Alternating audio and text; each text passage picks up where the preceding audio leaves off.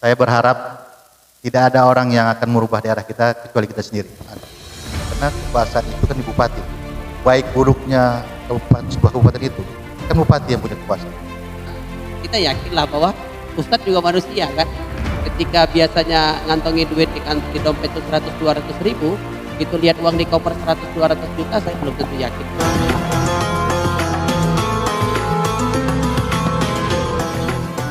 Assalamualaikum warahmatullahi wabarakatuh. Alhamdulillahirabbil alamin. Allahumma shalli ala sayyidina Muhammad wa ala ali sayyidina Muhammad wa ba'd. Terima kasih kawan-kawan yang sudah kembali mampir ke channel kami di channelnya Bang Sule Official. Hari ini suasananya berbeda karena kita sedang berada di Kopi Teras, tepatnya di Desa Cerdaus, bersama salah satu tokoh kebanggaan Serdang Bedagai asli Kulak Banjar. Beliau adalah Bapak Harun Nur atau Ucu Kohar. Langsung kita sapa beliau. Assalamualaikum Ucu Kohar. Waalaikumsalam Ustaz. Ucu sebagai anak Serdang Bedagai, kemudian lahir asli di Teluk Mengkudu, apa yang membuat Ucu itu bangga menjadi anak Serdang Bedagai? Sebagai putra daerah Kabupaten Serdang Bedagai, bangga itu secara khusus, Ustaz. Saya merasakan Serdang Bedagai ini kan wilayah pemekaran Kabupaten Induk. Tapi kita secara nasional terkenal dalam hal berbagai aspek. Kalau kita sebut Serdang Bedagai di ibu kota lah, kita katakan Jakarta.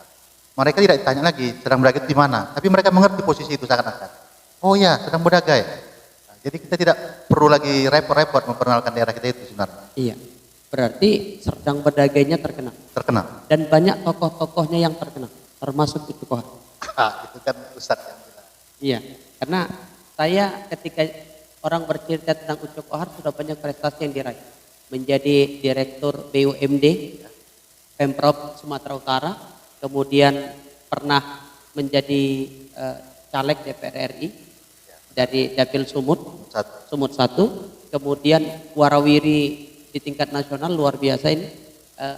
Prestasi apa yang paling membanggakan seorang Ucu Kohar di tingkat nasional ataupun di tingkat provinsi Sumatera Utara? Saya itu pernah menjadi TA 2009-2014. TA itu? Tenaga ahli anggota DPR RI. Waktu itu kebetulan di fraksi Demokrat sebenarnya. Saya itu tercatat sebagai anggota P3 sebenarnya pada saat itu. Jadi saya bilang ini sebuah prestasi bagi saya. Saya dari kader P3 tapi saya mampu mendekatkan diri ke partai lain. Sungguh-sungguh di luar dugaan saya, Ustaz. Ucu kader P3? Kader P3 waktu itu. Tapi calegnya DPR RI PKB? PKB. Kenapa tidak dari P3 itu? Ya suasana yang terus berkembang. Di saat itu saya punya pilihan lain. Dan saya adalah orang yang tingkat persahabatan dikedepankan. Realistis memandang suasana waktu itu. Saya harus mengambil sikap. Pilihan saya PKB, ada pengurus salah satu DPP di PKB waktu itu meminta saya untuk caleg di PKB. Dan saya sahut itu, Ustaz. Artinya memang dinamika politik yang pada saat itu membuat kita harus di PKB. Benar. Kalau hati masih PKB atau P3? Ya, saya harus jujur dengan hati nurani saya. Saya besar dan berkembang dan tumbuh. Kalau bahasa saya itu adalah dari Partai Persatuan Pembangunan. Jadi hati masih di P3? Saya itu besar dan tumbuh. Saya besar dan tumbuh di P3. Saya tahu berpartai itu di P3. Tokoh-tokoh Banjar lah yang membawa saya juga ke Partai Persatuan Pembangunan. Nah ini yang unik nih. Ucu kan asli putra Banjar. Benar. Tapi dipanggil Ucu. Ucu itu kan khasnya dengan Melayu. Mungkin banyak yang bertanya tapi takut bertanya nih. Iya. Saya yang bertanya nih supaya menjelaskan. Ucu kenapa dipanggil Ucu? Karena Ucu itu orang Banjar. Saya itu lahir di Serdang Bedagai, di Teluk Mengkudu. Emak saya itu yang berdarah Melayu. Ayah saya Banjar. Ayah saya itu berasal dari Kandangan, Kalimantan. Asli Kalimantan? Asli. Atu saya pun orang Banjar, tapi sudah lahir di Serdang Bedagai. Makanya pada tahun 2012 kita melakukan titipan muhibah pulang kampung bersama Bupati waktu itu Pak Eri Nuradi, membawa ulama-ulama Serdang Bedagai pulang ke Banjarmasin pada waktu sekitar 60 orang. Tahun 2012. 2012 saya masih tukang becak itu. Belum kenal kita, Ustaz. Iya. Berarti baik orang Banjar, baik orang Melayu terkhusus di Serdang Bedagai ini pasti bangga punya sosok tokoh hebat bernama Harun Nur atau Ucu Kohar. Gitu kira-kira. Ya, saya merasakan atmosfer itu ada sebenarnya. Tapi saya juga harus sadar diri, menjaga itu sebenarnya. Lebih berat Ustaz, menjaga itu. Kalau kita sudah dicap, diberi gelar tokoh itu, tidak bisalah kita melakukan sesuatu yang sesuka hati kita lagi. Iya. Semua ada batasan normatif yang harus kita lalui. Jadi yang menjaga itu saya. Tapi yang hebat memang tuh, saya dengar kabar bahwa Ucu ini kan tokoh, bukan hanya tingkat Serdang Bedagai tapi sudah tingkat provinsi juga. Tapi Ucu kan sebenarnya bukan dari keluarga yang betul-betul high class. Kan terkadang ada nih, kalau orang hebat dari ayah yang hebat tuh biasa. Ucu hanya anak orang biasa-biasa aja, bahkan cenderung sederhana, tapi bisa menjadi tokoh, bisa menjadi sukses. Itu mungkin kebanggaan tersendiri, walaupun bukan terhadap Ucu, tetapi orang-orang yang ngefans sama Ucu, terutama orang-orang dari Pulau Banjar dan juga dari orang Melayu. Boleh kasih tips suksesnya juga? Ya, tips sukses yang hari ini saya tanamkan pada diri saya. Tepat waktu dan jujur. Ustaz. Nyindir saya, menyindir saya kawan-kawan, karena kita di podcastnya jam 2 siang, saya datangnya jam 2:10. Ini Ya. Ucu luan datang daripada saya, ini luar Ya, biasa. saya memang itu Ustaz. Tepat waktu. Moto hidup saya tepat waktu dan jujur. Dan juga kita harus yakin sesuatu yang kita inginkan itu akan berhasil kalau kita serius. Saya boleh terangkan, saya terakhir dari keluarga seorang nelayan. Ayah saya itu nelayan, bukan pakai mesin Ustaz, pakai dayung. Pakai dayung dia sendiri ke pantai Celambuah itu, bukan pakai mesin. Saya lihat orang tua saya waktu pulang dari laut, dia bawa ikan itu, ikan kecil-kecil, ikan gulama batu orang bilang, ikan kecil lah, gulama itu kan. Itu ikan yang tidak laku dijual, itu dibawa pulang, itu yang saya makan. Berarti benar-benar itu sangat sederhana ya, Bukan sederhana Ustaz, bukan sangat, di bawah sederhana itu apa namanya mau saya sebut? Kalau miskin di bawah miskin ya. Mungkin ya begitulah kondisi pada waktu tahun 92. Saya kan sekolah di SMP Liberia, dari Tanggung untuk naik sepeda. Kadang-kadang saya pagi-pagi kalau sekolah itu jalan benteng sungai. Karena kalau jalan dari Pasar Hitam, misalnya orang dulu kan jalan aspal Pasar Hitam namanya. Dari Pasar Hitam itu rame orang. Kawan-kawan saya ada yang naik mobil sewa itu, saya agak malu juga di sana, gengsi juga saya nengok orang saya naik sepeda agak rasa malu. Jadi saya dari benteng sungai, jadi habis sepatu saya basah. Naik sepeda. Basah sepatu saya Ustaz sampai apa? Karena berembun sampai Liberia itu, berembun Ustaz sepatu saya. Jadi saya rasakan ini kalau gini terus bahaya juga ini saya rasa. Saya harus melakukan sesuatu terobosan yang di luar nalar terhadap kesehatan. Ayah ibu itu masih ada? Sampai hari ini sudah meninggal Ustaz. Sudah meninggal. Setidaknya ayah ibu itu bangga telah melahirkan dan mendidik anak seperti Ucu. Dari kalangan orang kelas bawah, tapi bisa menjadi sukses dan menjadi tokoh di Serdang Bedagai. Itu kebanggaan. Iya, Cuk, tapi jatuh bangun untuk sukses itu kan pasti dirasakan. Cuk. Ada. Mulai merintis kesuksesan itu tahun berapa? Cuk? Saya kebetulan pulang ke Serdang Bedagai ini waktu pemekaran. 2004. 2004 pemekaran Serdang Bedagai. Waktu itu saya punya kawan di Medan, dia bilang, Ucu, saya bukan bantuan lah. Ada apa? Ada salah satu, saya katakan ya, tersangka Pak. Bisa bantu nggak? Saya bilang, ya boleh lah. Secara kebetulan kawan yang kita bantu itu menjadi kepala dinas di sini. Pada saat itu profesi Ucu sebagai? Saya bergabung dengan kawan-kawan pengacara di Medan. Oh. Jadi saya sebagai orang saya lah tim leadernya jadi di depan karena menyangkut Serdang Bedagai waktu itu. Terus dibilang sama salah satu kepala dinas itu, Ucu, borong-borong lah di Serdang Bedagai bantu-bantu saya. Saya bilang, saya bukan sebagai kontraktor Pak. Enggak apa-apa Ucu, main aja, nanti keadaan yang mengajarkan Ucu. Ternyata benar Ustaz, setelah kita terjun, oh begini rumahnya. Saya tahu hitung air AB, saya bisa menganalisa ke bangunan itu. Ini rupanya kemauan kita aja sekarang harus berlatih, kita bisa semuanya. Di situ awal mulanya. Di situ awal mula saya. Jadi tapi jatuh bangun pasti dirasakan. Dirasakan Ustaz. Orang kan tahu Ucu Kohar itu sekarang hebatnya suksesnya saja. Ya rumah bagus, kendaraan bagus, mungkin nama besar. Ucu pernah ada di titik yang betul-betul minus. Itu kapan? Sudah mulai gini juga Ustaz. Jadi kita kan waktu itu kawan-kawan kontraktor di Sedang Meragi 2004 itu kan berkegiatan. Waktu itu belum ada DPR-nya. Tapi kita dikasih kesempatan untuk membangun Sedang Meragi. Pemekaran. Bangun jalan, bangun sekolah, segala macam. Itu 2 tahun tertunda pembayaran. Karena DPR-nya belum ada, terpisah dari Kabupaten Deli Serdang waktu itu, baru ada DPR. Itu pemerintah Kabupaten Sedang Meragi tidak mau bayar sebelum dilakukan audit sama BPK. Ustadz bayangkan kegiatan yang sudah 2 tahun di audit BPK, jalannya kita katakan, dilalui selama 2 tahun, itu tim audit turun. Ya paling-paling jago kegiatan 80%, 70%, segitu yang dibayar pada waktu. Sementara kita harus nanggung bunga bank harus dibayar, dan saya sempat mengalami mobil saya itu kredit, leasing, saya gadekan ke seseorang, saya harus bayar jasa lagi di situ, jasa yang harus saya keluarkan kepada seseorang itu, dan saya harus bayar lagi ke leasing unit kendaraan. Itu saya rasa, dan saya rental mobil Ustaz untuk berkegiatan lagi. Wah itu sangat pahit saya rasa. Jadi benar-benar terpuruk pada saat itu. Tapi kan orang banyak nggak tahu cerita itu. Ya. Tahunya Ucu Kohar udah sukses. Hari Bang Suleh yang mukanya nih. Jadi ketika kembali Cuk ke kampung halaman, tuh rumah masih ada nggak? Masih ada di Bunubi. Sering nggak pulang kampung ke sana atau pernah nggak ada beberapa kali ke sana masyarakat antusias nggak kalau Ucu pulang ke sana? Wah, yang wajib itu kan Lebaran Ustaz. Saya paling senang tuh sama anak-anak. Kalau udah saya pulang tuh anak-anak rame kali Ustaz. Saweran. Ya? Saweran. Kadang-kadang kata mendiang emak saya dulu, kalau Ucu belum datang, orang tuh nggak pulang nih Cu.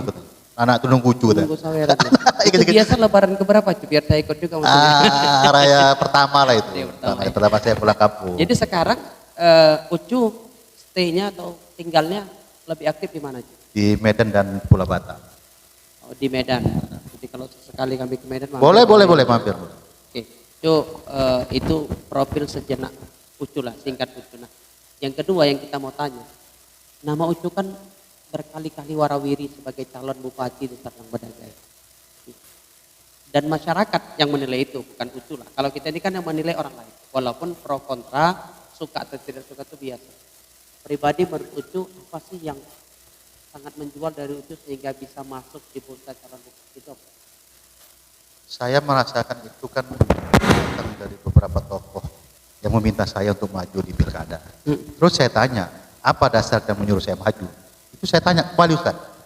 Mereka bilang betul layak tuh untuk melakukan perubahan-perubahan di Sedang Bedagai ini. Dan kita harus ambil kekuasaan itu. Itu pendapat mereka. Oh iya. Terus saya bilang, ini kan tidak terlepas dari kos politik yang harus kita keluarkan. Mereka sahuti lagi. Ucu kan punya itu katanya. Yang tahu dompet itu saya katakan.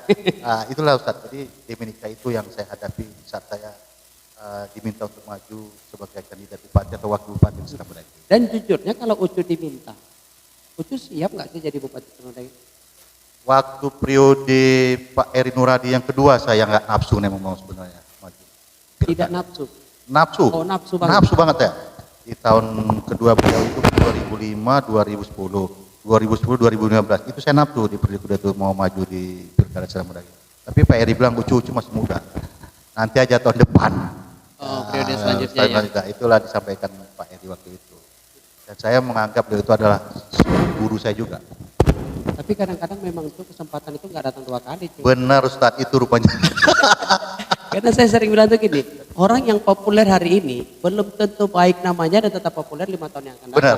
Bisa jadi makin kuat. Tapi banyak yang makin melemah. Merasakan itu nggak? Tapi karena saya kebetulan tahun 2012 naik haji. Saya ikut rombongan Komisi 8. Tenaga ahli di DPR. Setelah pulang haji, saya berdoa juga di Mekah itu, ya Allah kalau memang untuk kebaikan banyak orang, saya menjadi pemimpin di Sedang Bedagai, antarkanlah dan permudahkanlah jalannya ke sana. Kalau tidak, jauhkan pikiran perasaan itu. Ternyata saya berterima kasih tadi saya bisa mengontrol emosional saya. Saya tidak seperti yang saya sampaikan di awal tadi, saya nafsu kali jadi pemimpin itu. Saya realistis. Kalau saya maju itu memang betul-betul ini datangnya untuk orang banyak, bukan hanya untuk kepentingan pribadi. saya mensyukuri nikmat Allah yang diberikan hari ini dari keluarga yang saya bilang tadi sangat-sangat jiwa sederhana itu. Saya sudah bersyukur. Jadi saya udah Berarti dengan adanya seperti hari ini itu sudah syukur anugerah banget luar nih, biasa. anugerah banget Tapi nih. kan tetap tuh, melihat Serdang Bedagai hari ini, karena kan itu termasuk salah satu orang yang ada di pemekaran di 2004. Melihat Serdang Bedagai hari ini, merasa Serdang Bedagai ini sesuai ekspektasi apa enggak? Kalau saya pribadi melihat plus minus lah Ya. ya, plus minus lah. Percepatan itu agak melambat sekarang karena memang mungkin karena secara nasional ya, di zaman ini kan COVID nih, selama 2 tahun indeks angka kemiskinan di Serdang Bedagai ini kan meningkat nih. Kalau nggak salah saya dapat informasi 8, berapa gitu. Nah, dari yang 7, memang secara nasional memang angka kemiskinan naik di rata-rata. Saya melihat memang harus ada terobosan baru pemimpin di Serdang Bedagai yang berani melakukan sesuatu untuk kepentingan masyarakat Serdang Bedagai. Apa potensi yang harus kita gali, yang merasakan banyak orang. Kita kan daerah agrarian ya, Serdang Bedagai, pertanian, Iya, pertanian dan laut ya, sisir pantai. Ya, saya minta kepada yang hari ini memimpin Serdang Bedagai, ya genjotlah bahasa sederhana, dimaksimalin lah maksimalin lah pertanian kita, sektor kemudian pariwisata kelautan. tapi pariwisata kita hari ini sedang meraih prestasi hebat. Di Space kita punya Arum Jeram itu termasuk pariwisata 50 terbaik di Indonesia. Prestasi itu nggak cukup atau bisa lebih? Kalau skala angka ya, jadi angka 50 besar. Arum Jeram itu kan dia menyedot daya tarik orang kan hanya kelompok-kelompok aja Ustaz, yang tidak mampu menggerakkan banyak ekonomi. Pandangan saya ya, sektor itu. Ya kan orang-orang yang khususnya itu yang melakukan hal-hal Arum Jeram itu kan, berapa kita hitung angka-angka itu kan bisa terlihat ya. Tapi kalau memang sektor pariwisata misalkan daerah pantai pesisir di Serdang Bedagai ini kan itu menjadi banyak wisatawan. Bagaimana kita mampu melihat sekarang itu? Pergilah Ustaz, saya nggak jauh-jauh ke kampung saya di Selangbuah itu. Iya. Itu kan sungai mengarah ke pantai Selangbuah itu ada tuh kan. Iya. Itu kan ada orang-orang penjual-penjual kerang itu. Iya, iya. Sangat kumuh tuh. Kondisinya sangat kumuh. Sangat kumuh. Kalau itu kita relokasi mereka yang tinggal di situ, baguslah situ buat semacam wisata air, itu kan sangat menarik saya rasa. Dan kita bangun sebuah hotel, penginapan, get host atau anggaran.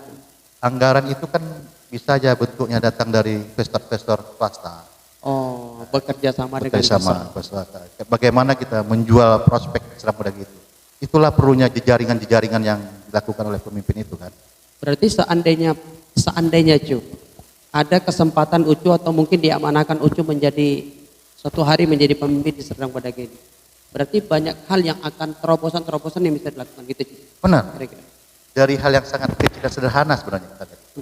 Itulah yang memacu ekonomi bergerak masyarakat.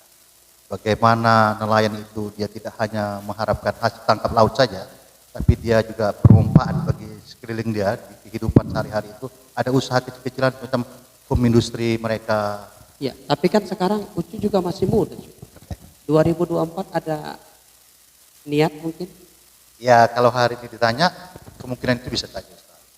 Kan menganut dulu realistis yang saya sampaikan. Ini kan pilkada dengan trik bersama. Waktu 1-2 tahun ini tidak ada yang tidak mungkin, bisa aja mungkin. Sebenarnya Cu lebih tertarik, ya kita ke politik. Ucu lebih tertarik menjadi sebagai satu atau DPR RI? Kalau ceritanya untuk membangun Serdang Bedagai ya, lebih tertarik ke mana? Bupati. Lebih tertarik di bupati. Dan keinginan itu ada. Ada. Karena kekuasaan itu kan di bupati. Baik buruknya sebuah kabupaten itu, kan bupati yang punya kekuasaan. Dia yang bisa membawa kemana. Mau dibawa kemana nih Serdang Bedagai? Jadi kalau kesempatan 2024, ada kesempatan yang meminta Ucu menjadi bupati Serdang Bedagai, itu siap?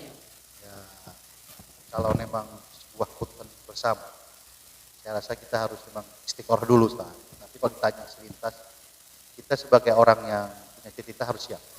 Harus siap. Harus siap dan tadi saya katakan Pulak Banjar dan orang Melayu siap dukung.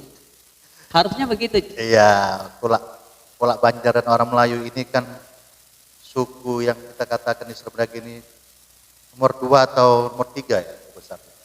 Memang kita tidak bisa juga orang lain melihat kita kecil di Serdang Bedagai ini. Kita besar, suku Melayu Banjar dan Melayu ini. Tapi ada hal yang sulit memang cuma. Biasanya sih kan tidak bisa terlepas tuh dengan adanya partai. Ucu bukan pimpinan partai. Benar. Yakin dapat partai? Ya. Atau independen? Independen saya lebih tertarik Ustaz. Oh lebih tertarik. Jadi tidak ada hutang budi dengan partai? Bukan hutang budi ya. Independen ini kan memang kita namanya independen Ustaz.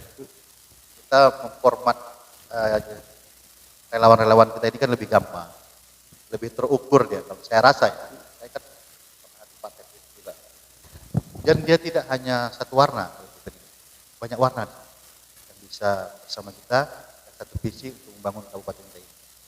Setiap orang atau setiap politisi, tokoh politik yang berkecimpung di dunia politik pasti memiliki contoh atau memiliki teladan. Johar ini kalau melihat menyorot tokoh politik nasional, idolanya siapa? Hari ini gitu. Ya yang aktif lah. Yang aktif ya. Saya kalau melihat tokoh nasional hari ini ya, Gubernur DKI dan Jawa Barat. Berarti religius. Dan orang-orang seperti yang saya sebut dua itu. Orang-orang yang sangat punya karisma tersendiri memimpin daerah. Ini karena religiusnya apa karena nasibnya sama-sama nggak punya partai? Bukan. Secara kebetulan kan, artinya gini Ustaz, betul Ustaz? Tidak mesti kita ada partai politik, kalau memang kita punya kompetensi, partai politik itu sendiri yang meminang kita. Saya pikir karena nasibnya sama, mau maju sama-sama nggak punya partai politik. Tapi kalau yang aktif sekarang keduanya, Anies Baswedan dan Ridwan Kamil. Pak Ridwan Kamil. Serdang Bedagai? Serdang Bedagai ini banyak tokoh. Iya, setidaknya yang Ucu kagumi lah. Mungkin gini, saya itu suka dengan gaya dia atau suka dengan kepemimpinannya dia. Ada enggak di Serdang Bedagai? Ada. Boleh sebut? Saya boleh sebut. Secara kebetulan. Pak Udin Sirip. Beliau punya partai, tapi bukan ketua ya? Ketua sekarang. Sekarang ketua. Dan saya sangat takjim dengan beliau itu. Kenapa? Dia ada kesempatan maju menjadi bupati ataupun wakil bupati kemarin itu, tapi tidak mau. Saya tanya, ketua, kenapa lah ketua tidak mau maju? Saya sebagai apa aja pendukung aja. Yang saya salut dari beliau adalah bisa menahan selera dan kontrol emosinya. Mengagumi seorang Pak Udin Sirip karena sekampung atau karena separtai? Kagum orangnya apa kagum partainya ini? Kagum orangnya, individunya.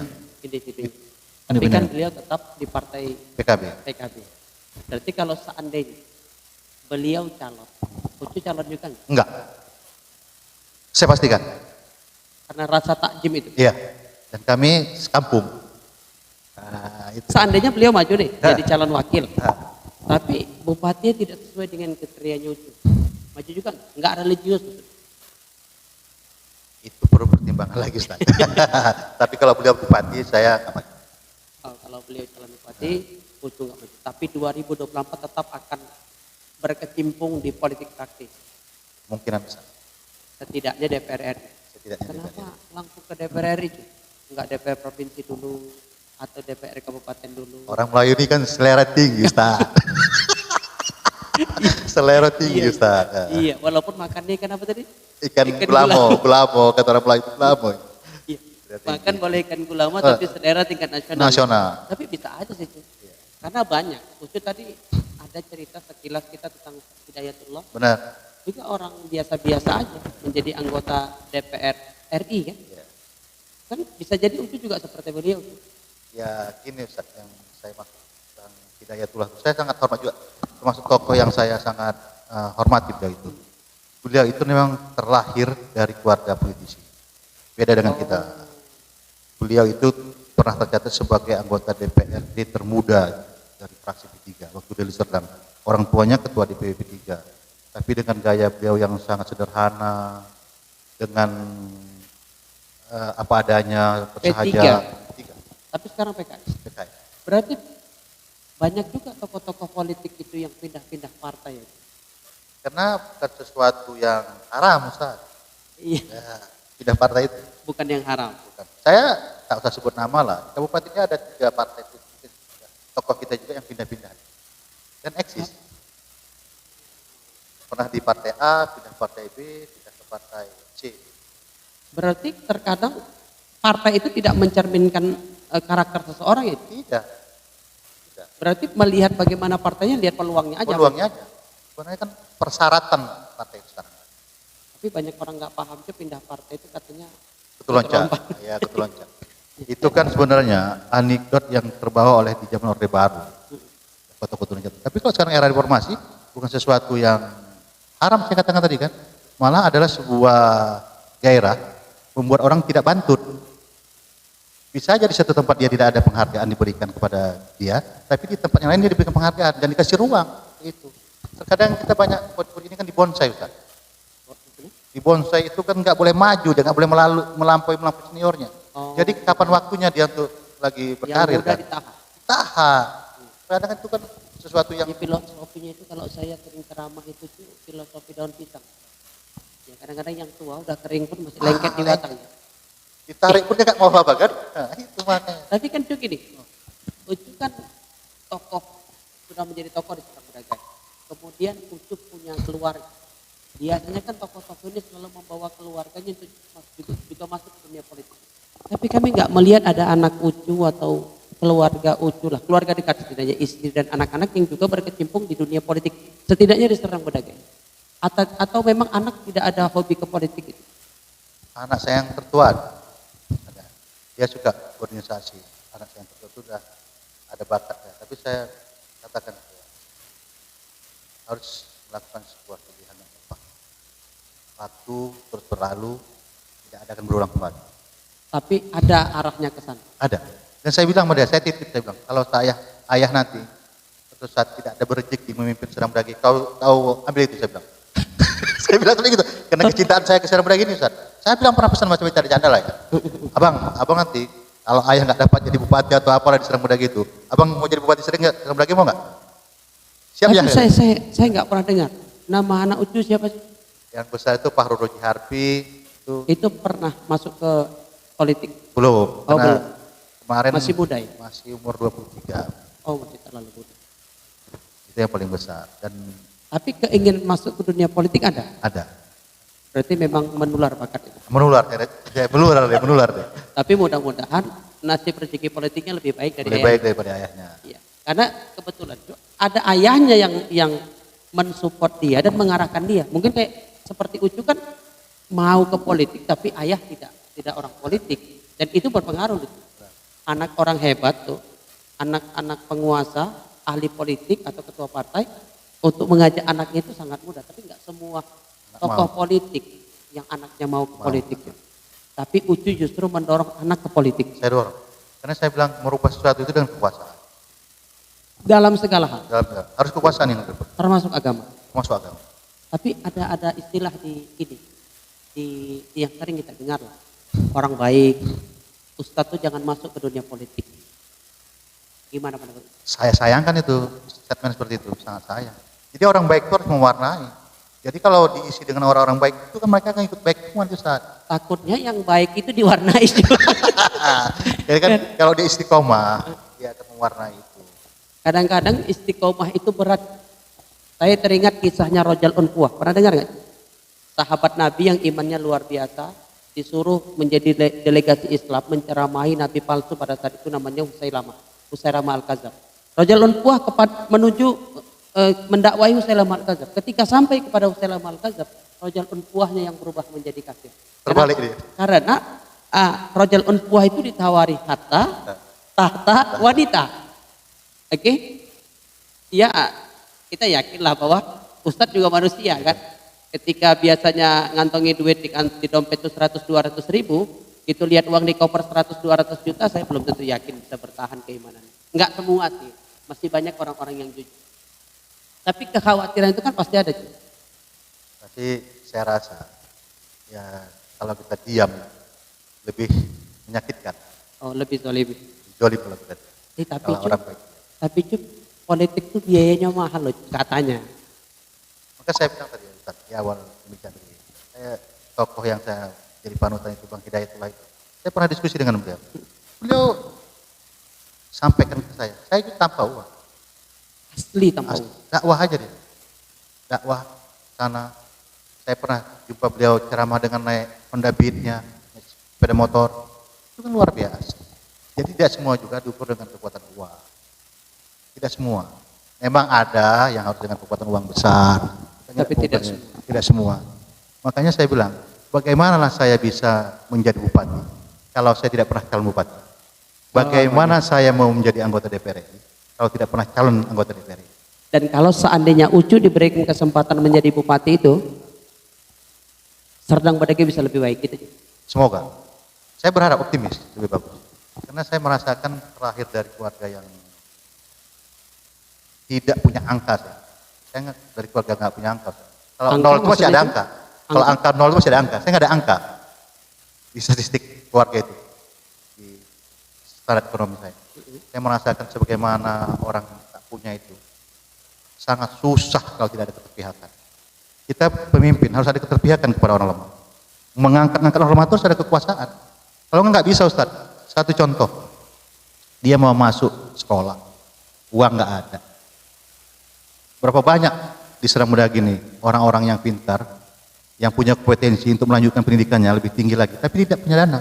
Tapi kita punya kekuasaan, kita kan tinggal bilang, halo Kepala Dinas Pendidikan, halo Ketua DPR, kan tinggal bilang gitu aja. Saya teringat itu cerita di Kalimantan Timur. Benar, kan? Sebetulnya saya sering ke Kalimantan Timur. Kalimantan Timur itu ada program di provinsinya, di Pemprovnya, gratis kuliah sampai S2. Benar, itu. Di Serdang Bedagai saya nggak mau mengikuti ada sekarang Ustaz. Ustaz kan di Serdang Bedagai yang terus warawiri diskusi dengan tokoh-tokoh Serdang Bedagai. Mungkin karena saya udah nggak kuliah lagi cuy, jadi nggak dengar itu. Tapi tetap sih bantuan pemerintah itu tetap besar kepada mahasiswa. Karena saya dulu kuliahnya juga dibantu oleh Dinas Pendidikan Kabupaten Serdang Bedagai waktu itu Pak Ripai Bakri Tanjung. Sempat Ustaz ya? Saya sempat dibantu lah. Beasiswa tetap? Enggak, dibantu ketika ingin bayar uang kuliah sulit, ada beberapa momentum itu dibantu beliau. Tapi kan itu person, Ya, benar. bukan di APBD kan? Bukan, di person. Saya maunya di APBD. Terukur. Dengan minimnya APBD kita, mampu kan? Itulah gunanya kita sebagai bupati. Dan dia yang harus berpikir. Kalau orang lain yang harus berpikir, ngapain dia jadi bupati? Saya begitu, prinsip Tapi saya. banyak juga orang yang memang mau calon, janjinya begitu. Tapi ketika sudah jadi, toh enggak juga. Saya takut itu seperti itu. Ya, itu kan waktu yang membuktikan semua. Saya katakan Ustaz, yang saya jaga itu ucapan saya. Setiap saya sampaikan, saya harus pertanggungjawabkan. Termasuk jujur tadi. Jujur. Dalam kiat sukses tadi. Saya balik ke belakang. Kenapa saya bilang bawa dulu 60 orang ustaz-ustaz itu ke Kalimantan, pulang ke Benua. Itu saya ucapkan di acara kampanye Pak Eri Nuradi. Kalau menang Pak Eri Nuradi, saya bilang, kita pulang ke Banjar. Dan itu dibuktikan. Saya buktikan. Satu contoh, saya cerita sih Ustaz. Saya dulu pernah punya program kerjasama dengan salah satu rumah sakit bedah operasi mata katarak khusus untuk guru-guru mengaji. Saya pernah lakukan itu kerjasama dengan salah seorang dokternya waktu itu. Kebetulan saya sudah kumpulkan itu ada sekitar 15 orang dokter yang kerjasama sama saya ambil pendidikan keluar negeri ke India. Otomatis yang seharusnya angka saya sepakat dengan dokter itu tadi tidak bisa kami lanjutkan. Saya harus bayar sesuai standar. Pada waktu itu kami mau liburan sama anak istri saya di akhir tahun. Saya bilang kita nggak jadi liburan. Kalau ini yang saya ayah janjikan tidak dioperasi. Ini harus dioperasi dulu, baru kita boleh liburan. Kalau nggak jangan liburan. Ucapan itulah yang saya jaga. Oke, berarti tidak bisa terlepas dari religius tadi. Tapi kan Serdang Bedagai ini terdapat beberapa agama, bukan hanya Islam saja. Benar. Jadi kalau Ucu bilang tadi bahwa ustadz-ustadz atau tokoh agama itu ke Kalimantan, kemudian operasi katarak ke guru-guru ngaji gitu, itu kan Islam mungkin. Benar. Kalau yang untuk non Muslim itu Sama pemberlakuannya Ustaz, sesuai dengan porsinya. Secara kebetulan pada waktu itu saya kan berkecimpung di kelompok saya, mayoritas Muslim. Oh. Kalau kita sudah menjadi seorang tokoh, sebagai bapak di Serdang Bedagai ini, kita harus semua menyahut aspirasi itu. Dan kita harus berlaku adil kepada mereka. Artinya kalau kita lakukan hal itu kepada kawan-kawan kita yang beragama Islam, itu juga yang kita lakukan kepada yang Benar, tidak Ustaz. beragama Islam. Benar, Ustaz. Sesuai dengan porsinya. Sesuai dengan persentase mereka yang ada di sini. Berarti Ucu Kohar ingin merubah Serdang Bedagai ini menjadi lebih baik, lebih maju, dan kalau amanah itu diberikan, yakin bisa membuat Serdang Bedagai ini lebih baik. Insyaallah, mudah-mudahan. Baik, Ucu, terakhir 5 pertanyaan cepat dan jawab salah satu boleh? Boleh. Oke. Pertama, PKB P3. PKB. DPR RI Bupati Serdang. Bupati. Banjar Melayu. Banjar. Lebih bangga Banjar ya. Tapi Melayu tidak bisa dilepaskan. Tidak bisa lepaskan. 2024 apa 2029? 2004. Terakhir tuh Dharma Wijaya atau Sukirman? Dharma Wijaya. Oh, Serdang Bedagai hari ini ya.